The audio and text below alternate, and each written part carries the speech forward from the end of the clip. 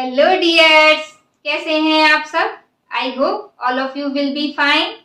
मैं स्वाति और आप सब मेरे साथ स्टडी कर रहे हैं मेरे चैनल माइंडफ्यूल एक्सप्लोजन पर। मैं आपके लिए लेकर आई हूँ क्लास 8 से कंप्यूटर का topic operating system and GUI role and functions, जिसमें हम इसको पूरा अच्छे से देखने वाले हैं और आपके जो भी इससे रिलेटेड डाउट्स हैं वो सारे क्लियर हो जाएंगे। कोई भी डाउट्स आपका नहीं रह जाएगा। फिर भी अगर आपको कोई क्वेश्चन होता है आपका तो आप मुझसे कमेंट सेक्शन में पूछ सकते हैं। बट वीडियो को स्टार्ट करने से पहले आप वीडियो को लाइक कर दें और चैनल को सब्सक्राइब कर लें। साथ ही ज़्यादा से ज़्यादा लोगों को शेयर करें ताकि जो भी न्यू अपडेट्स हैं वो आपको रेगुलरली मिलती रहें। चलिए देखिए, अब आता है आपका क्लासिफिकेशन। क्या मतलब है क्लासिफिकेशन का? मतलब कंप्यूटर को क्या किया गया है, क्लासिफाई किया गया है। तो जनरली इसको 4 टाइप्स में क्लासिफाई किया गया है। पहला है सिंगल यूजर ऑपरेटिंग सिस्टम। नाम से ही समझ आ रहा है कि जो यूजर है यानी कि जो यूज कर रहा है वो कौन है? सिंगल यूजर, यानी कि एक है। अब इसको भी क्या किया गया है, फर्दर 2 टाइप्स में क्लासिफाई किया गया है। Single user single tasking, second है सिंगल यूजर मल्टीटास्किंग। ये जो पहला वाला है सिंगल यूजर सिंगल टास्किंग, क्या समझ आ रहा है इससे? कि जो यूजर है यानी कि जो यूज कर रहा है वो भी एक है और सिंगल टास्किंग जो काम हो रहा है वो भी एक ही काम हो रहा है। इसका एग्जांपल आपको डेस्कटॉप जो कि डॉस है वो देखने को मिलता है। इसमें क्या होता है, एक टाइम पे एक ही काम होगा और एक ही व्यक्ति करेगा। जैसे आप समझ सकते हो, कहते हैं ना कि बूढ़े पुराने लोग कहते हैं कि एक टाइम पे एक ही काम करो अच्छे से होगा, है ना। वही वाली कंडीशन यहाँ आपको समझ सकते हो आप कि अगर एक काम होगा तो अच्छे से होगा।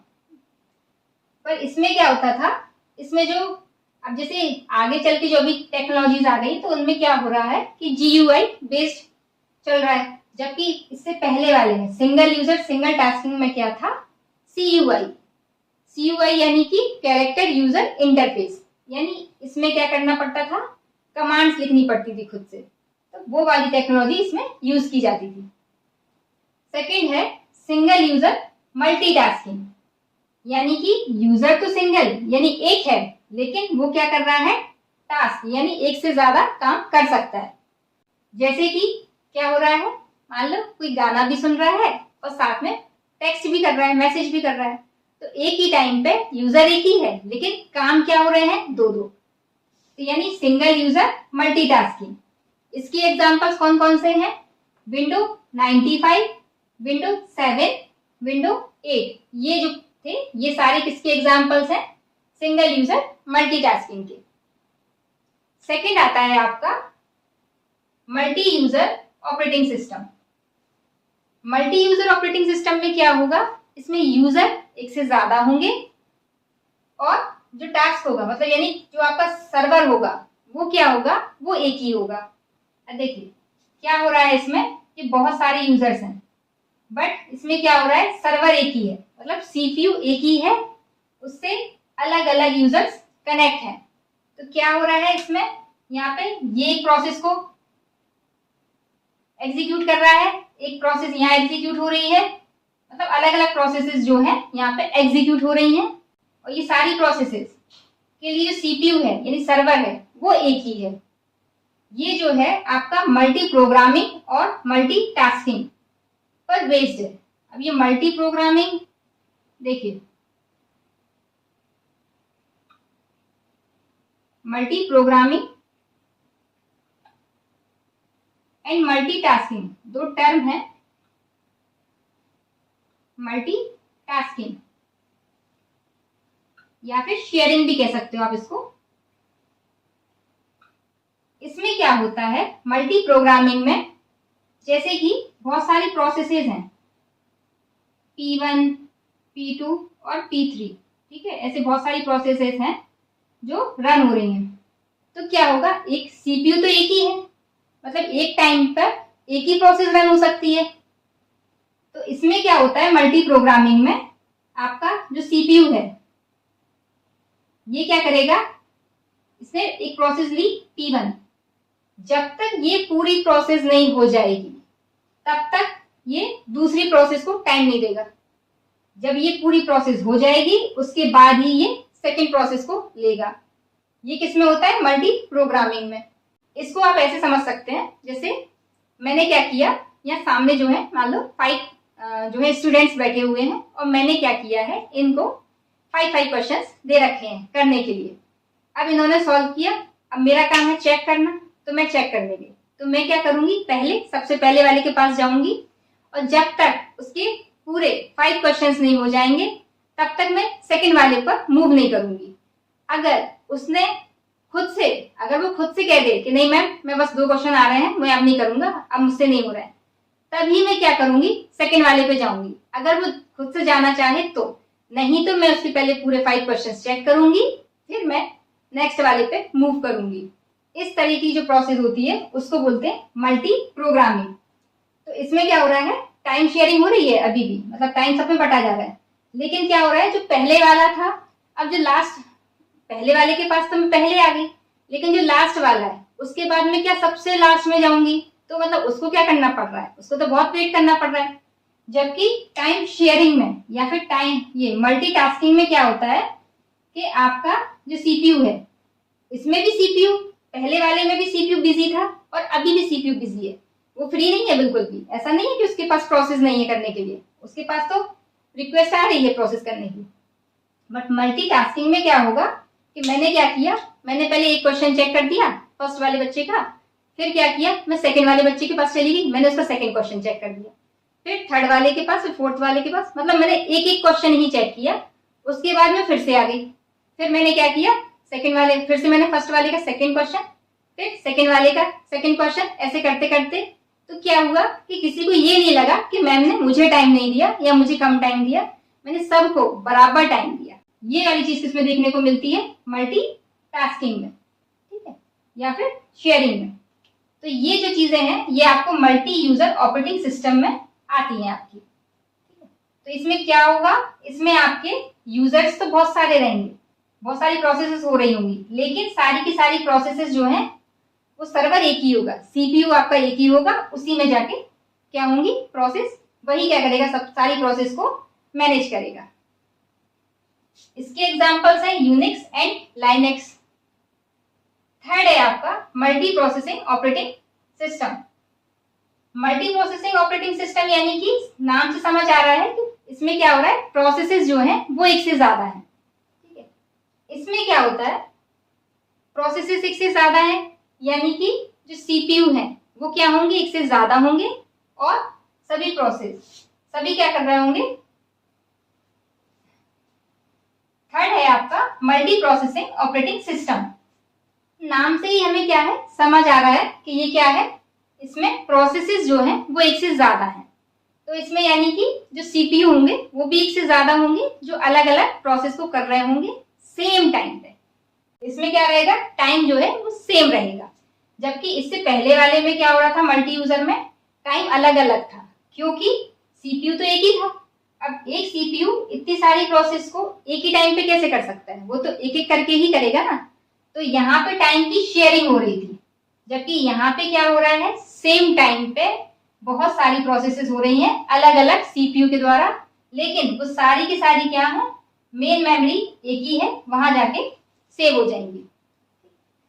ये जो आपको मल्टी यूजर ऑपरेटिंग सिस्टम था सेकंड वाला, इसको ये आपको कहाँ देखने को मिलता है, जैसे आपकी बैंकिंग वगैरह है, स्कूल्स वगैरह हैं, वहां आपको इसके एग्जांपल्स देखने को मिलेंगे। जबकि जो मल्टी प्रोसेसिंग ऑपरेटिंग सिस्टम है, इसके एग्जांपल्स कौन से हो जाएंगे आपके, मेन फ्रेम या फिर सुपर कंप्यूटर। ये आपके 3 टाइप्स हो गए, single user operating system, multi user operating system और मल्टी प्रोसेसिंग ऑपरेटिंग सिस्टम। फिर आता है आपका fourth, real time operating system. नाम से समझ आ रहा है रियल, यानी कि जो भी हम देखो 2 तरीके से काम होते हैं। एक तो क्या किया, काम किया, अभी हो जाए तो ठीक है, नहीं तो उसका रिजल्ट जो है बाद में मिल जाए तब भी चलेगा। लेकिन एक क्या होता है, तुरंत के तुरंत रिजल्ट। जैसे आपने क्या किया, फैक्स मशीन, अभी मैंने सेंड किया और अब तुरंत की तुरंत वहां पहुंच जाएगा, वहां से क्या हो जाएगा, सामने वाला रिसीव कर लेगा। तो ये क्या हो रहा है, ये रियल टाइम यानी बिल्कुल सही टाइम, यानी कि बिल्कुल उसी टाइम पे हो रहा है। तो इसको कहा जाता है रियल टाइम ऑपरेटिंग सिस्टम। या फिर आपके जैसे एटीएम मशीन से आप क्या करते हो, पैसे निकालते हो, आपने अभी ऑपरेट किया, तुरंत की तुरंत निकल आया। या फिर रोबोट, आपने रोबोट से कुछ कहा कि ये कर दो, कोई काम कहा, उसने कर दिया। तो रोबोट्स हो गए आपके, प्रिंटर है, स्कैनर है, ये सारे किसके एग्जांपल्स हैं आपके रियल टाइम ऑपरेटिंग सिस्टम के।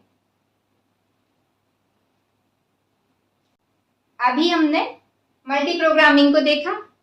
इसमें क्या होता है, या तो टाइम शेयरिंग देखने को मिलेगी या फिर रियल टाइम प्रोसेसिंग देखने को मिलेगा। टाइम शेयरिंग में क्या करते हैं, टाइम को शेयर कर दिया जाता है प्रोसेस के बीच में। जैसे कि इसका एग्जांपल कहाँ देखने को मिलता है, जो रेलवे टिकट्स रिजर्वेशन है ना, वहां पे इसका एग्जांपल देखने को मिलता है। वहीं जो रियल टाइम प्रोसेसिंग है, इसका एग्जांपल हमें कहाँ देखने को मिलता है, जो एयर ट्रैफिक वगैरह होते हैं ना, वहां पे जो कंट्रोल सिस्टम होता है वहां पे। रियल टाइम प्रोसेसिंग को भी क्या आगे चल के दो उसमें हम इसको डिवाइड कर सकते हैं।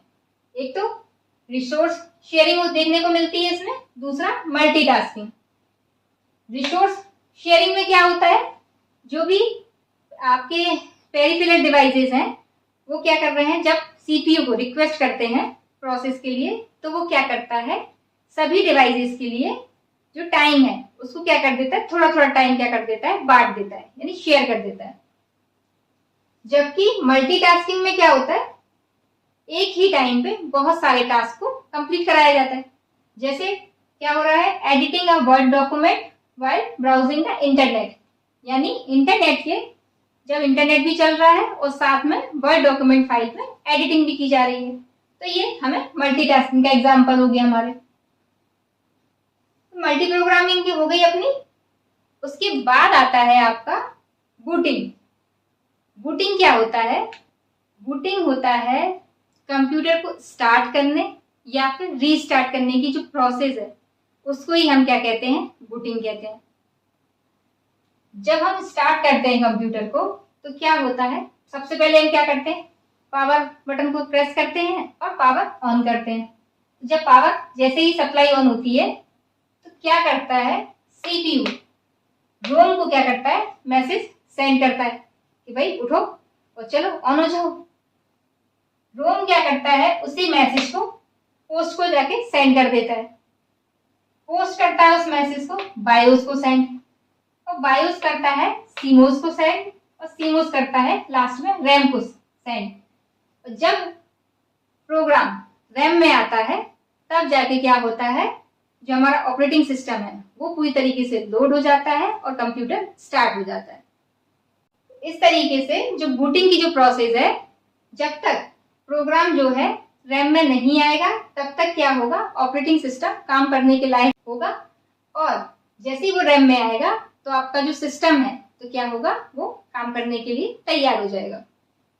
ये जो बूटिंग होती है आपकी वो टू टाइप्स की होती है।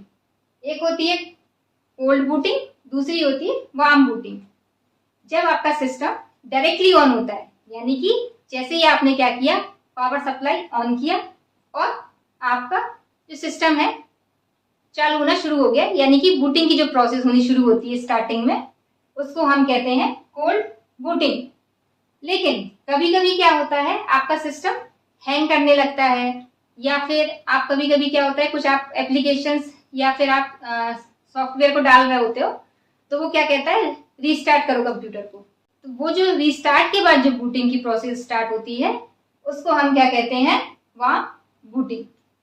फाइनली ये जो हमारा टॉपिक है ऑपरेटिंग सिस्टम, वो हमारा फिनिश हो गया। कुछ मैंने क्या किया है, कुछ जो है फुल फॉर्म्स यहाँ लिख दी हैं जो इसमें यूज हुई है। जैसे कि आपकी सीपीयू की तो फुल फॉर्म आप लोग जानते ही हो, रोम की जानते ही हो, रैम की भी जानते ही हो। क्या होती है सीपीयू की, सेंट्रल प्रोसेसिंग यूनिट, और रैम की क्या होती है, रैंडम एक्सेस मेमोरी, और रोम की क्या होती है, रीड ओनली मेमोरी। अब ये क्या, पोस्ट की क्या होती है, पावर ऑन सेल्फ टेस्ट। जबकि बायोस की क्या होती है, बेसिक इनपुट आउटपुट सिस्टम, और सीमोस की क्या होती है, कॉम्प्लीमेंट्री मेटल ऑक्साइड सेमीकंडक्टर। तो इस तरीके से ये जो हमारा चैप्टर है वो फिनिश हो गया। आपको अगर हमारा वीडियो अच्छा लगा हो तो आप वीडियो को लाइक कर दें, साथ ही चैनल को सब्सक्राइब करें, ज्यादा से ज्यादा लोगों को शेयर करें।